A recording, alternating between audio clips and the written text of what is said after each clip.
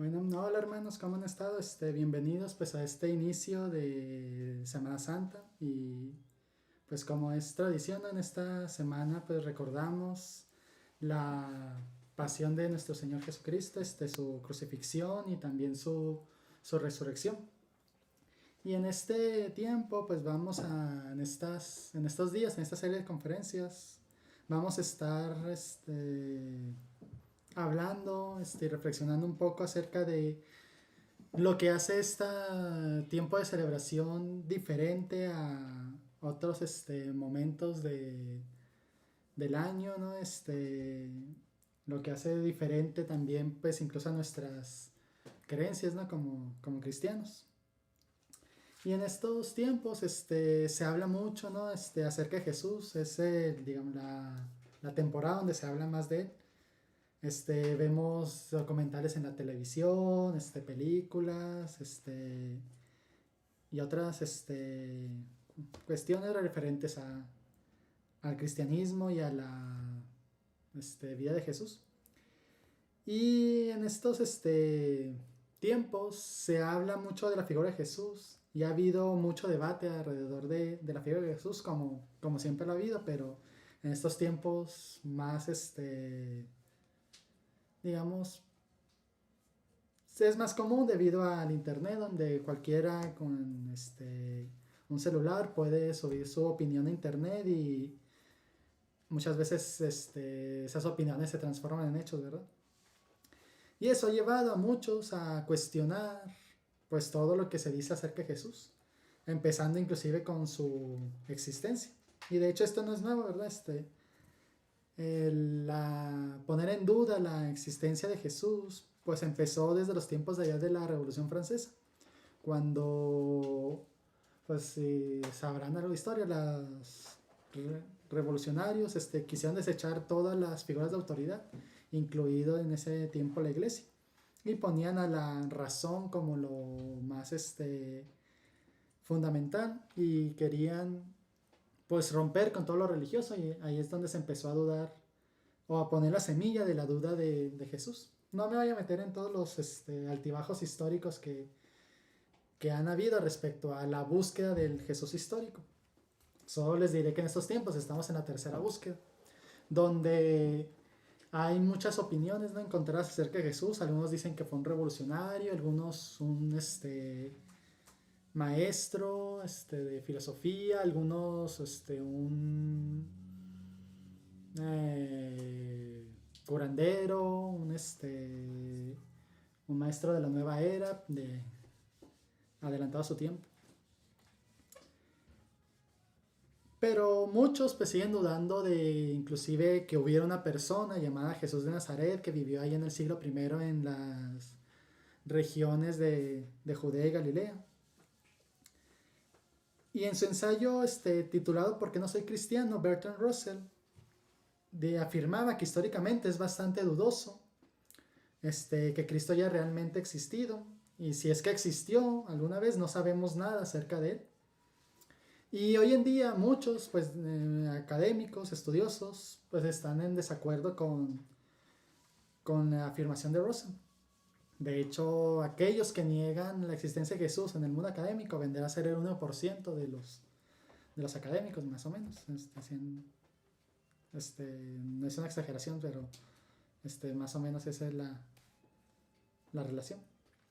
Y pues como les digo, no hay duda de la existencia de Jesús. De lo que se duda en todo caso es de lo que se dice acerca de Jesús, pero eso es para otra conferencia más adelante.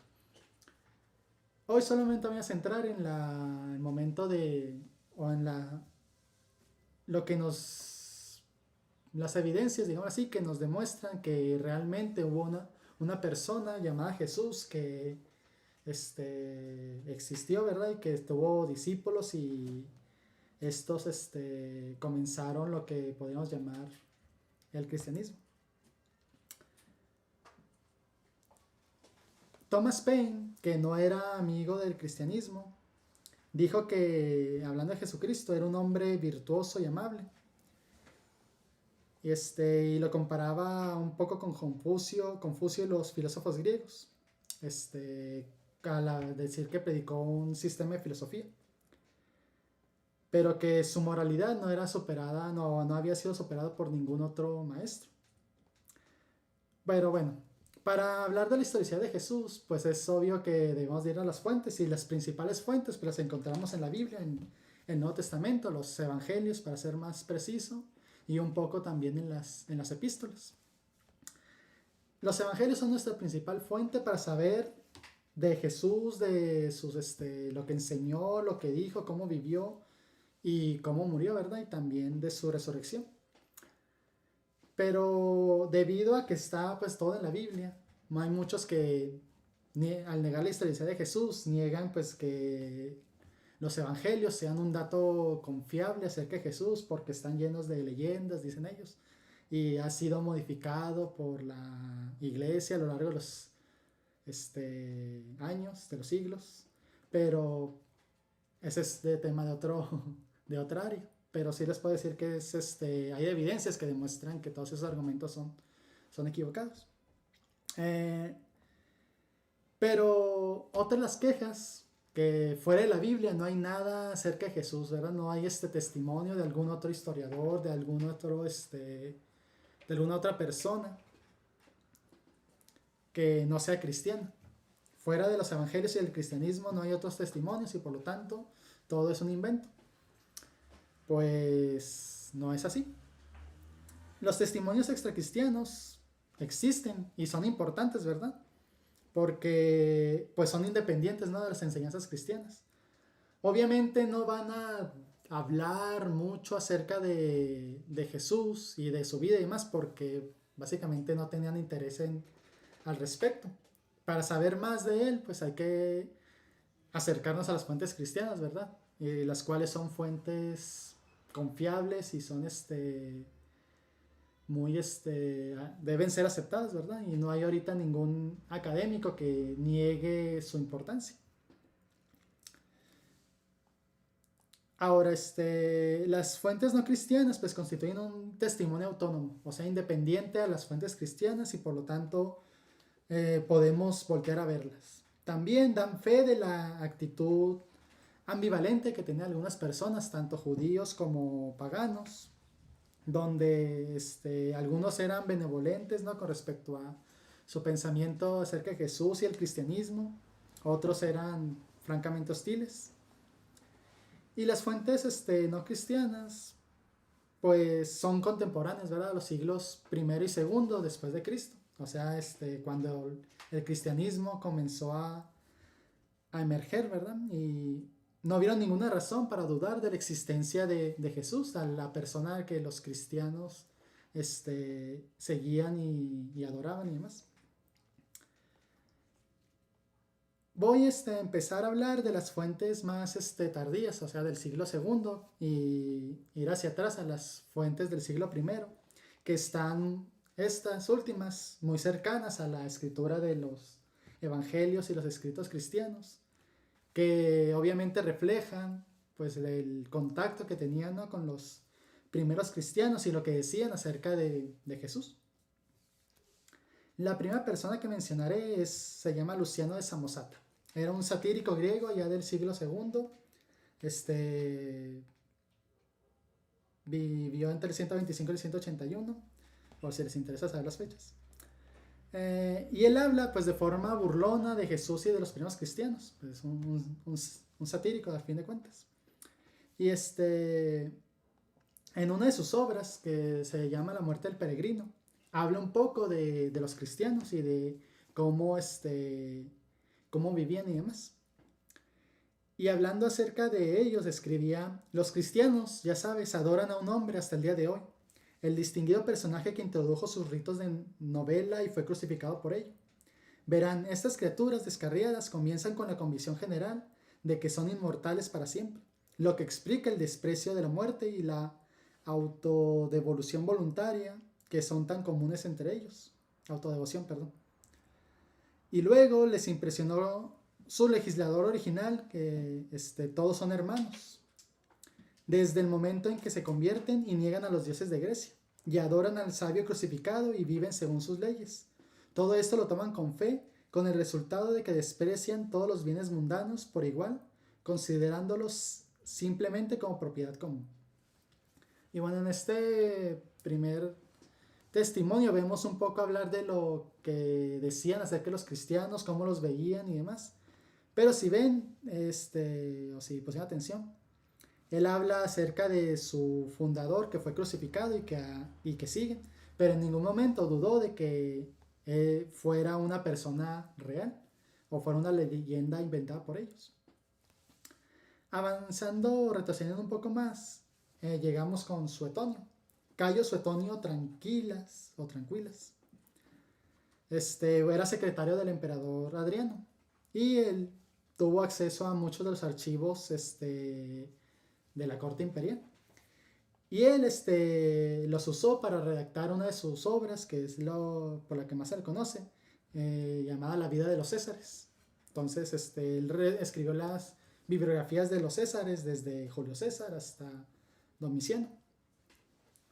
Y en su vida de Claudio, él escribe un pequeño mención de Jesús, como algunos piensan, pero es importante y ahorita van a ver por qué. Él escribió que en los tiempos de Claudio, debido a que los judíos de Roma causaban continuos disturbios por instigación de Cresto, los expulsó de la ciudad. Muchos de los estudiosos hablan de que esta traducción Cresto pues se refiere a Cristo, nada más que por su poco interés en su persona pues no lo escribe correctamente. Y esto también nos refleja de cómo ya en esos tiempos se tomaba el título de Cristo, que significaba Mesías, ungido, como nombre propio de Jesús. Ahora es interesante esta alusión a la expulsión de los judíos de Roma, porque si han leído sus Biblias con cuidado, sabrán que solamente hay otra mención de todos los documentos antiguos a esta expulsión de los judíos de Roma. Y lo encontramos precisamente en el libro de Hechos. Si recordarán cuando Pablo llegó a Corinto, que se topó con Aquila y Priscila, los cuales estaban ahí porque fueron expulsados de Roma con todos los judíos en los tiempos de Claudio. Entonces esta es una corroboración del testimonio de Lucas y lo que hace pues la confiabilidad, ¿no? Aumentando un poco la confiabilidad de los testimonios registrados. Pero aquí vemos que en los tiempos de Claudio pues había entre los judíos mucha polémica por la figura de Jesús, ya que en esos tiempos todavía judíos y cristianos se veían como iguales. O sea, no había una separación de judíos y cristianos. Luego tenemos a Plinio el Joven, el cual fue un administrador romano, fue gobernador de hecho de la provincia de Bitinia, en Asia Menor. Y él pues fue muy conocido por su correspondencia con el emperador Trajano. Y allá por el año 111, escribiendo al emperador Trajano, él tenía una duda, ¿verdad? Porque traían ante él a los cristianos y no sabía cómo tratarlos. Entonces le escribió al emperador Trajano para decirle cómo es que él había estado tratando a los cristianos y a ver si aprobaba su actuar. Y él relata pues, que interrogó a un par de diaconisas entre los que le habían traído. Y después pues, se informa el emperador Trajano de que los cristianos tenían la costumbre de reunirse en un cierto día fijo antes de que amaneciera. Cuando estaban ahí cantaban en versos alternos un himno a Cristo, como a un Dios, y se comprometían por juramento solemne a no cometer ningún acto malvado, nunca cometer ningún fraude, robo o adulterio, y a no falsificar su palabra ni a negar una confianza cuando debían ser llamados a entregarla. Después de la cual era su costumbre separarse y volver a reunirse para tomar alimentos, pero alimentos de tipo ordinario e inocente. Entonces, este dato de Plinio pues, es muy interesante porque nos permite ver un poco de la forma como los cristianos en sus inicios pues, se reunían. Dice que se reunían en un cierto día en específico, que nos podemos referir que puede ser el domingo. Y luego dice que se reunían inclusive antes que amaneciera. Y muchos se quejan de los cultos de resurrección a las 7 de la mañana, pues ellos estaban antes de que amaneciera. Y que cantaban himnos a Cristo como si fuera un Dios. Entonces aquí vemos que, para empezar, Plinio no dice que a una figura mítica o a una estatua o una leyenda como si fuera un Dios, sino que cantan a una persona y lo consideran un Dios. Entonces también aquí ya vemos los primeros testimonios, ¿no? de que se creía en la deidad de Jesús. Y también de cómo los primeros cristianos pues se reunían. Y dice que después se reunían más en la tarde para comer alimentos, que era pues un poco de la práctica de la cena del Señor de aquellas épocas, donde comían primero el pan y el vino, y más tarde pues tenían una celebración donde comían todos juntos, que de hecho es una de las si leemos en 1 Corintios, Pablo habla un poco de esa costumbre y habla contra los corintios porque pues no le estaban llevando esa cena para reunirse, sino simplemente para mostrar ¿cómo decirlo? Estatus, ¿no? Pero si no me crean, pues lean allá 1 Corintios. Luego tenemos al historiador Tácito, Cornelio Tácito. Él pues era miembro de la aristocracia senatorial allá de Roma. Y pues fue también procónsul de la provincia de Asia. Y es muy conocido por sus dos grandes obras, que son las Historias y los Anales, que pues son las historias de Roma y de los emperadores, básicamente. Y Tácito hace algunas referencias a los cristianos en sus obras. Y la más importante es la que hace en el libro de Anales, allá escrita en el año 115, después de Cristo. Y habla pues acerca del incendio de Roma en los tiempos de Nerón, allá por el año 64.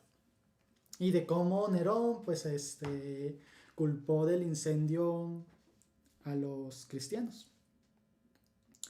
Y dice así: por consiguiente, para deshacerse del informe, Nerón se aferró a la culpa e infligió las más exquisitas torturas a una clase odiada por sus abominaciones, llamada cristiana por el pueblo, Christus, como lo escribe en latín, de quien el nombre tenía su origen.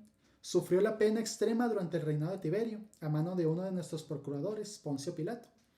Y una maliciosa superstición, así comprobada por el momento, estalló de nuevo no solamente en Judea, la primera fuente del mal, sino inclusive en Roma, donde todas las cosas horribles y vergonzosas de todas partes del mundo encuentran su centro y se hacen populares.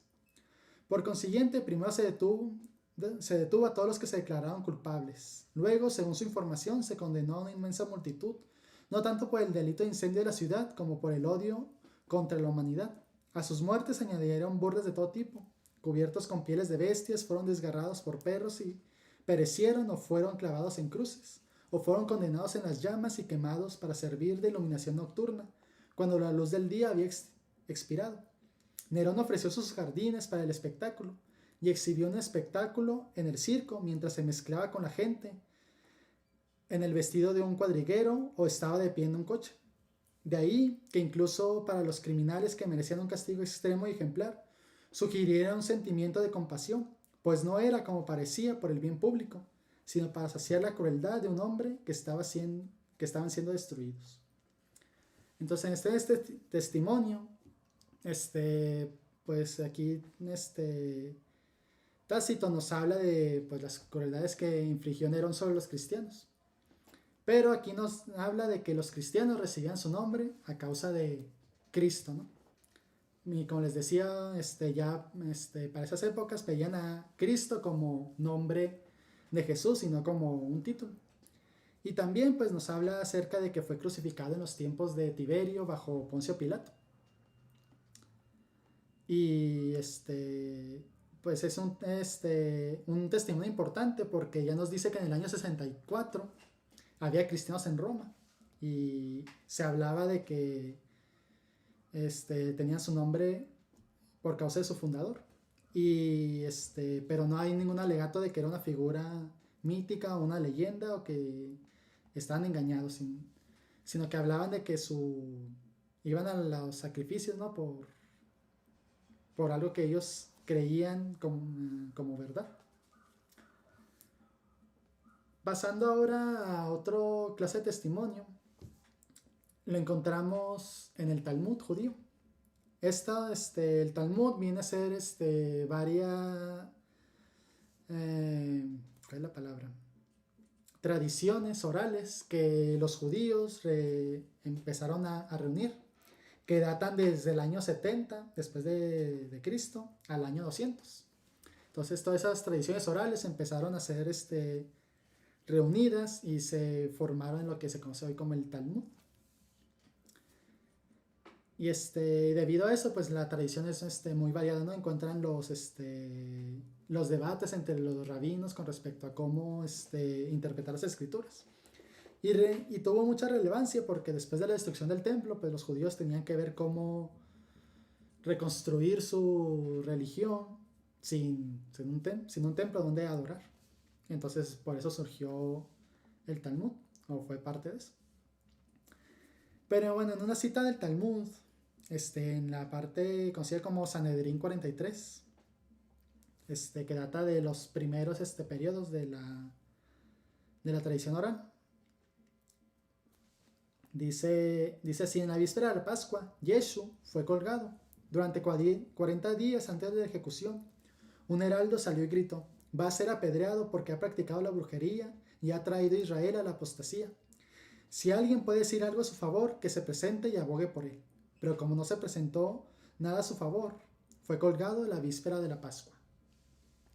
Esta referencia a ser colgado, pues obviamente es referencia a su crucifixión. Y si se preguntarán por qué usa la palabra colgado, es porque se escribió en Babilonia, donde la crucifixión pues no era muy, muy conocida. Y lo equivalente pues era ser colgado, ¿no? Y por eso usaron esta palabra. Pero aquí vemos que los judíos, los cuales pues obviamente no eran adeptos a Jesús y a los cristianos, hablan de que él pues practicaba la brujería y atraía a Israel a la apostasía. Y si leemos los evangelios, pues esas eran las acusaciones, ¿no?, contra Jesús, que echaba demonios por Belcebú, etc. Entonces aquí tenemos un relato que no es muy amigable con respecto a Jesús, pero nunca dice que Jesús no existió, que fue un invento de los cristianos. Ellos eran los primeros que les gustaría negar a Jesús, pero no niegan su existencia, sino su identidad como el Mesías, ¿no?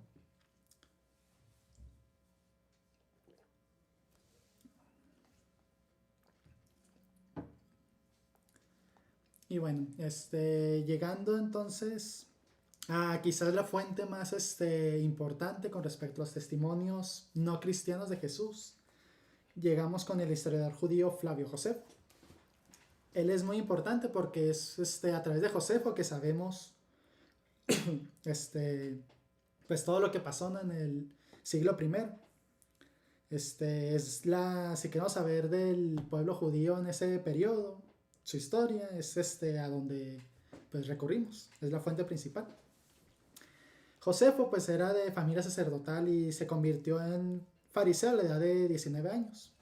Él nació ya por el año 37, o sea, unos pocos años después de la crucifixión de Jesús. Y cuando comenzó la revuelta judía, ya en el 66, Josefo fue puesto a cargo de una de las ciudades en Galilea. Era Tariquea, lo que también podemos conocer como Magdala. Pero cuando llegaron los romanos, sitiaron la ciudad y él se rindió ante ellos. Y de hecho acompañó a los romanos, se alió a ellos, básicamente. Y pues nos narra de todos los sucesos que pasó en esos tiempos. Una de sus obras es Antigüedades de los Judíos, que es básicamente toda la historia del pueblo judío de principio a fin, o al menos hasta las revueltas del año 66. Esta obra fue escrita ya por el año 90-95 y es testimonio anterior a todos los que les he estado hablando. y nos habla un poco acerca de Jesús. Al menos tiene dos referencias a Jesús. Una que es muy aceptada por prácticamente todos los académicos, y otra que tiene ahí hay duda un poco con respecto a esta, pero ahorita les diré por qué. La primera referencia, la que todos aceptan como auténtica, es una referencia a Jacobo, o Santiago, tal vez como lo conozcan. Y me refiero al mismo Santiago que escribió la carta de Santiago. Y dice: informado el César de la muerte de Festo, esto ocurrió en el año 64, envió a Albino como procurador de Judea. El rey privó del pontificado a José y lo concedió a Ananías, hijo de Ananías, hablando del sumo sacerdote. El joven Ananías, que como dijimos recibió el sumo sacerdocio, era hombre de carácter severo y notable valor. Siendo Ananías de este carácter, aprovechándose de la oportunidad, puesto que Festo había fallecido y Albino todavía no estaba en camino, reunió al Sanedrín, llamó a juicio al hermano de Jesús, quien era llamado Cristo, cuyo nombre era Jacobo, y con él hizo comparecer a varios otros. Los acusó de ser infractores de la ley y los condenó a ser apedreados. Entonces Jacobo es el que, si vemos en las cartas de Pablo, es el que es llamado el hermano del Señor, y que fue el líder de la iglesia de Jerusalén, pues desde ¿qué serán? Desde los años 40 más o menos hasta este momento que fue muerto. Y si vemos aquí, pues alguien debía haberle dicho a Jacobo que estaba dejándose ser apedreado por un hermano que jamás tuvo. Pues eso sería obviamente absurdo. Entonces, obviamente, esta referencia que parece una simple mención, ya nos empieza a hilar un poco las cosas. Vemos que Jacobo tenía un hermano que se llamaba Jesús, al cual le daban el nombre o llamaban Cristo o Mesías. Entonces, aunque el nombre Jesús era muy común, no a todos los Jesuses les llamaban Mesías, ¿verdad? Solamente había uno al que le daban ese título. La segunda referencia, que es llamada el testimonio flaviano, es la más importante, pero también es la que tiene más discusión, dado que se cree que tiene ciertas interpolaciones cristianas, o sea que los cristianos posteriormente editaron el escrito original y le agregaron ciertos detalles. Ahorita les voy a mostrar el ejemplo. Escribe en Antigüedades Judías Josefo: por este tiempo apareció Jesús, un hombre sabio, si es que es correcto llamarlo hombre, ya que fue un hacedor de milagros impactantes, un maestro para los hombres que reciben la verdad con gozo, y atrajo hacia él a muchos judíos y a muchos gentiles además. Era el Cristo, y cuando Pilato, frente a la denuncia de aquellos que son los principales entre nosotros, lo había condenado a la cruz, aquellos que lo habían amado primero no le abandonaron, ya que se les apareció vivo nuevamente al tercer día. Habiendo los santos profetas predicho esto y otros 1000 maravillas sobre él, y la tribu de los cristianos, llamados así por él, no ha cesado de crecer hasta este día. Ahora, viendo esto, es entendible por qué muchos dudan de que todo lo que está escrito aquí es original, ya que Josefo, al no ser amigo de cristianos, pues habla muy bien de los cristianos. Así que los estudiosos han buscado cuáles son las posibles interpolaciones, y la obra quedaría así: por este tiempo apareció Jesús, un hombre sabio, y atrajo hacia él a muchos judíos. Y cuando Pilato, frente a la denuncia de aquellos que son los principales entre nosotros, lo había condenado a la cruz, aquellos que lo habían amado primero no le abandonaron. La tribu de los cristianos, llamados así por él, no ha cesado de crecer hasta este día. Entonces, le quita obviamente muchas de las cosas que como cristianos creemos, ¿verdad? Pero sigue dejando la esencia principal, que una persona llamada Jesús, que fue aparentemente un hombre sabio,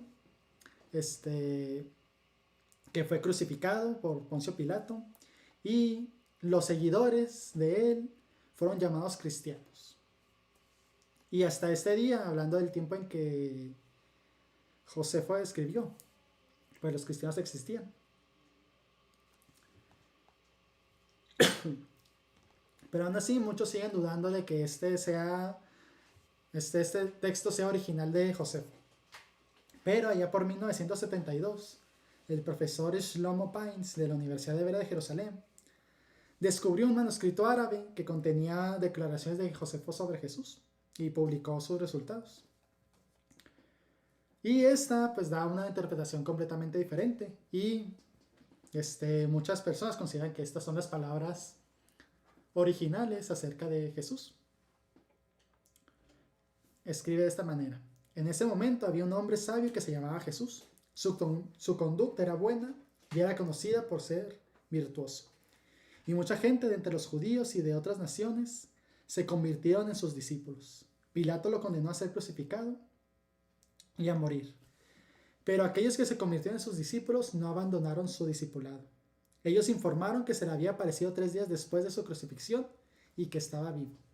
Por lo tanto, tal vez era el Mesías, sobre el cual los profetas han relatado maravillas. Entonces, esta obra pues refleja un poco, dicen, es auténtico de José. ¿Por qué?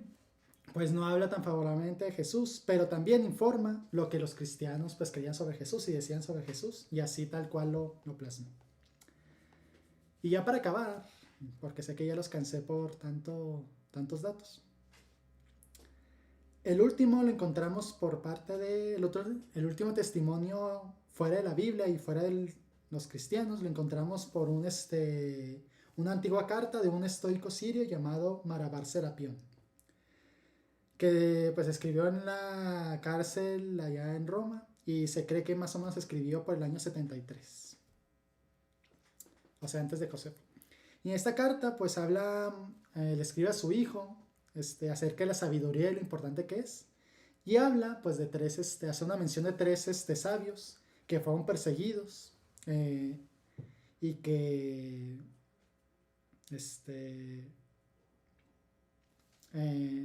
se fue la palabra, y que pues que sigue su ejemplo. Básicamente era lo que quería que su hijo entendiera.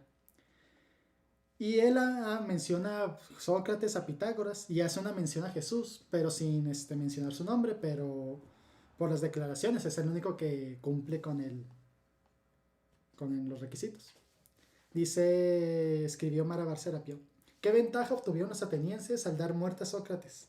La hambruna y la peste le sobrevino como un juicio por su crimen. ¿Qué ventaja obtuvieron los samos al quemar a Pitágoras? En un momento su tierra se cubrió de arena. ¿Qué ventaja obtuvieron los judíos al ejecutar a su sabio rey? Fue justo después de eso que su reino fue abolido. Dios justamente vengó a estos 3 sabios. Los atenienses murieron de hambre. Los samos fueron abrumados por el mar. Los judíos arruinados y expulsados de su tierra, viviendo en completa dispersión. Pero Sócrates no murió para siempre. Siguió viviendo a través de Platón. Ni Pitágoras murió para siempre, siguió viviendo a través de la estatua de Hera. Ni el sabio rey murió para siempre, siguió viviendo en las enseñanzas que había dado.